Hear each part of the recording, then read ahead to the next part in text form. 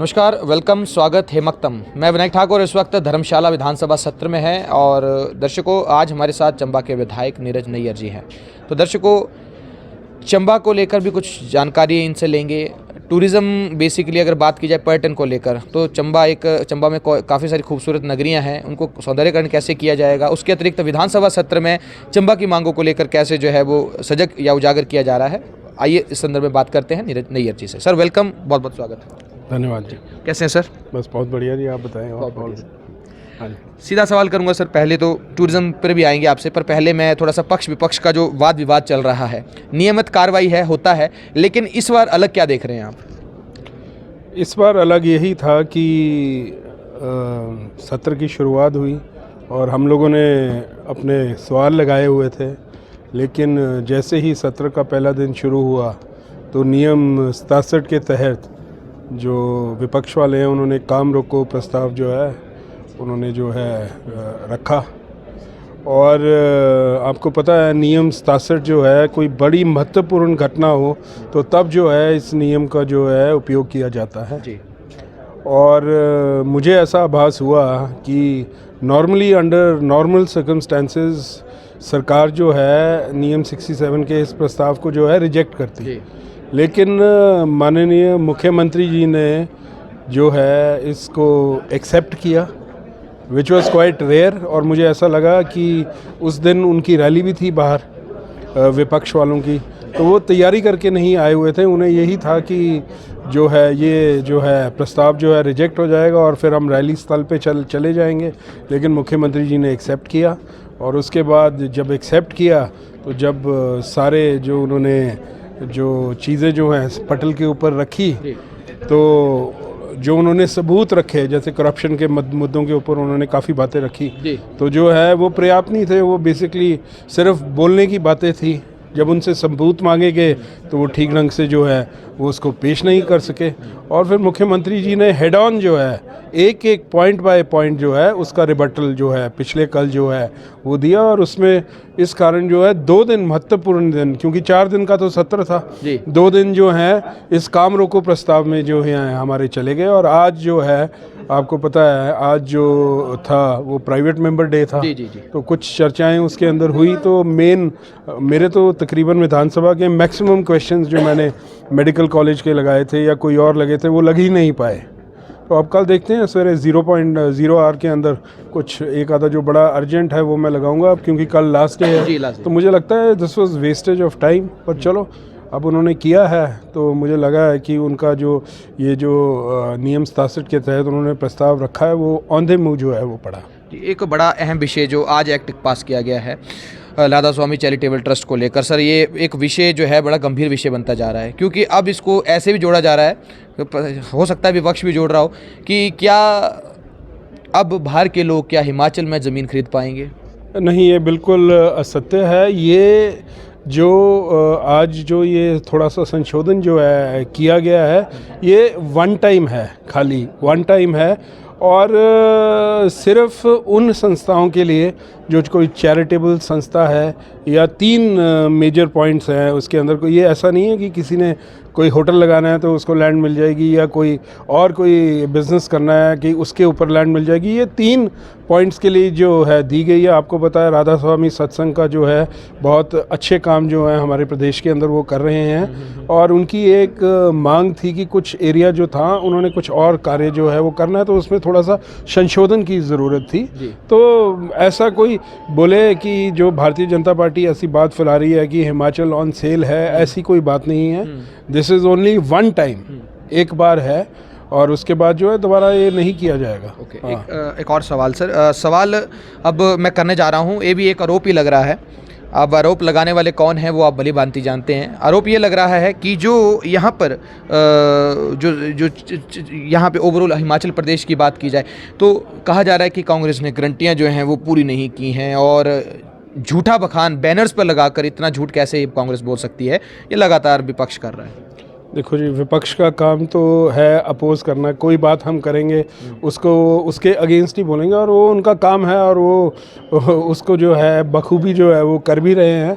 और जहाँ तक गारंटियों की बात है तो गारंटियों की शुरुआत हो गई है। आपको पता है कि चरणबद्ध तरीके से जो है ये गारंटियाँ जो है 1500 रुपये महीना जो महिलाओं को है ख़ास तौर पर, इसमें तकरीबन 8 लाख के करीब महिलाएं जो हैं वो कवर की जाएंगी। अभी छोटे एरियाज़ जैसे ट्राइबल एरियाज़ के अंदर जो है हमने ये शुरू कर दिया। और चंबा के अंदर भी ऐसा नहीं है, चंबा डिस्ट्रिक्ट के अंदर भी तकरीबन मेरे ख्याल 2,500-3 हज़ार महिलाओं को जो है इसके अंदर जो है जोड़ा गया है। लेकिन इसके कुछ मापदंड बने हुए हैं और बहुत महिलाओं ने इसके अंदर अप्लाई किया है। आपको पता है somebody is an income tax पे, अगर वो इनकम टैक्स पे कर रही है तो वो दायरे के अंदर नहीं आती और इसके ऑलरेडी कहीं पेंशन ले रही है तो जो है इसके दायरे के नहीं अंदर आ रही हैं। तो महिलाओं ने जो है अप्लाई किया और चरणबद्ध तरीके से, अभी आपको पता है 2 साल हुए हैं हमारी सरकार आए हुए हैं। This is a major big promise that we have made और आई एम वेरी श्योर कि आने वाले 1-2 सालों के अंदर जो है जितनी भी ये महिलाएं जो पात्र पाई जाएंगी एज़ पर जो रूल्स बने हैं उन सबको जो है 1500 रुपये महीना जो है वो मिलेगा।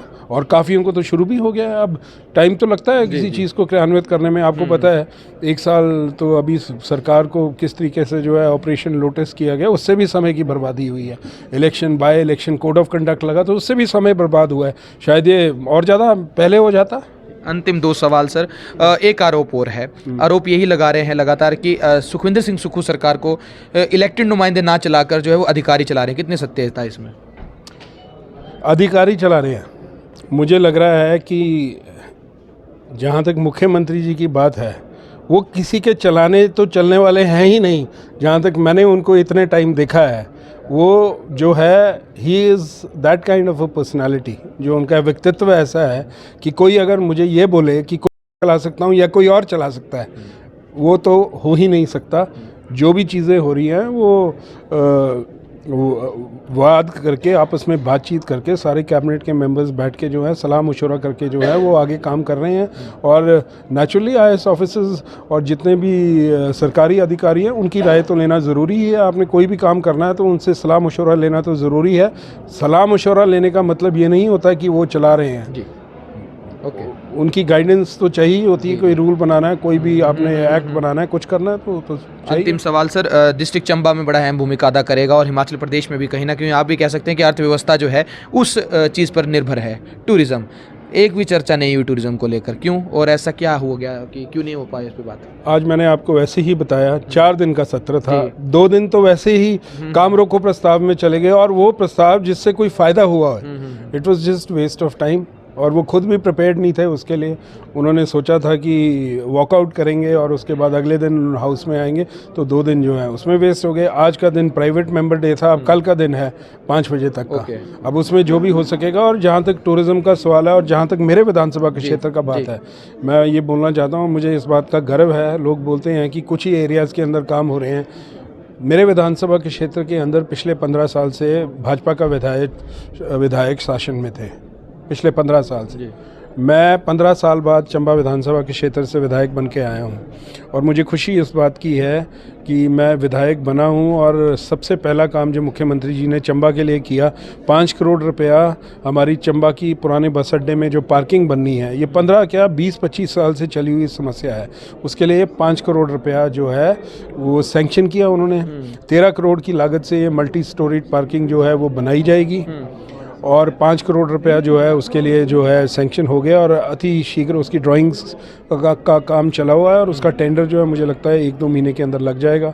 Indoor stadium police ground Chamba के अंदर जब भाजपा की सरकार बनी तो 1.5 या 2 साल बाद भाजपा के मंत्री ने वहाँ नींव पत्थर रखा और उस इंडोर स्टेडियम का जो है नींव पत्थर रखा, ना उसके लिए धन आवंटित किया, ना उसके लिए पुलिस वालों से कोई NOC ली और सिर्फ वो जो है नींव पत्थर ही बना रह गया। जब मैं विधायक बना उसके बाद मैंने उसकी पुलिस डिपार्टमेंट से NOC कराई, उसके लिए धन का प्रावधान कराया। अब उसकी ड्राइंग्स भी तैयार हो गई हैं, उसका एरिया भी बदला, जहां वो था उसको पुलिस ग्राउंड के काफ़ी बीच तक वो पहले बन रहा था। आप कहना चाहते हैं कि चंबा जिला से भाजपा ने खिलवाड़ किया है?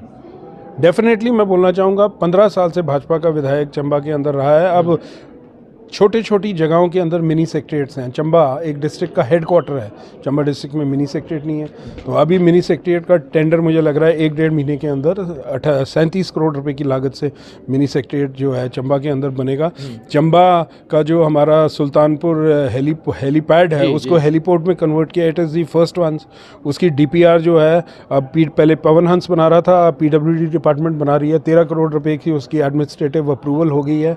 और सबसे बड़ी बात जो है, जब मैं विधायक बन के आया तो मैंने विधानसभा के पटल में सबसे पहला सवाल ये रखा कि अगर चंबा को एस्पिरेशनल डिस्ट्रिक्ट की कैटेगरी से बाहर निकालना है तो सबसे पहली चीज़ है इसकी कनेक्टिविटी जो है हमें अच्छी करनी पड़ेगी। और मैंने चंबा चौड़ी टनल जो है उसका जो मांग है, मैंने इसी धर्मशाला में इसी जगह मैंने जो है वो रखी। और मुझे खुशी इस बात की है, और मैं ख़ास तौर पर स्पीकर साहब कुलदीप सिंह पठानिया जी और मुख्यमंत्री सुखविंदर सिंह सुक्खू जी का देना चाहूँगा, उनको धन्यवाद करना चाहूँगा कि जब उनका चंबा का दौरा हुआ तो उन्होंने उस चंबा चौड़ी टनल की DPR के लिए 4 करोड़ 32 लाख रुपया जो है वो उन्होंने जो अनाउंसमेंट की। और अभी जो है तकरीबन मेरे ख्याल 3 हफ्ते या 2 हफ्ते पहले जो है 4 करोड़ 32 लाख रुपए का टेंडर जो है उसकी DPR का जो है वो लग गया है। अब कौन कंपनी उसको क्लेम करती है, कौन DPR बनाती है, दैट टाइम विल टेल। लेकिन शुरुआत जो है एटलीस्ट हमने की है। वो तो जब DPR बनेगी तब हमें पता लगेगा कि वो कितने किलोमीटर होगी, उसका क्या खर्चा आएगा, उसका एरिया का स्ट्रेटा कैसा है, वो कितनी वाइबल होगी financially. But 4 crore 32 lakh is a big amount just for making the papers. तो एक कदम जो है हमने जो है शुरुआत की है, और आई एम वेरी श्योर कि 1 साल के अंदर जो है उसकी DPR जो है बन के तैयार होगी। और जब DPR तैयार होगी तो आई एम वेरी श्योर कि हम नितिन गडकरी जी के पास जाएंगे। अगर प्रधानमंत्री जी के पास जाना पड़ा तो वहाँ भी जाएंगे, क्योंकि चंबा को अगर एस्पिरेशनल डिस्ट्रिक्ट की श्रेणी से निकालना है तो ये टनल जो है वो मील का पत्थर जो है वो साबित होगी। ठीक है, चलिए बहुत बहुत शुक्रिया नीरज जी, आपने कीमती समय दिया हमारे चैनल को, शुक्रिया आपका। Thank you so much. तो दर्शकों, ये थे हमारे साथ चंबा के विधायक नीरज नैयर जी, हमारे साथ चर्चा में मौजूद थे। और इस वक्त टूरिज्म को लेकर जो है बहुत सारी अनाउंसमेंट्स जो हैं उसको यहाँ पे क्लियर किया है इन्होंने। चलिए बहुत बहुत शुक्रिया, जुड़ रही है। जय हिंद, जय हिमाचल, जय भारत।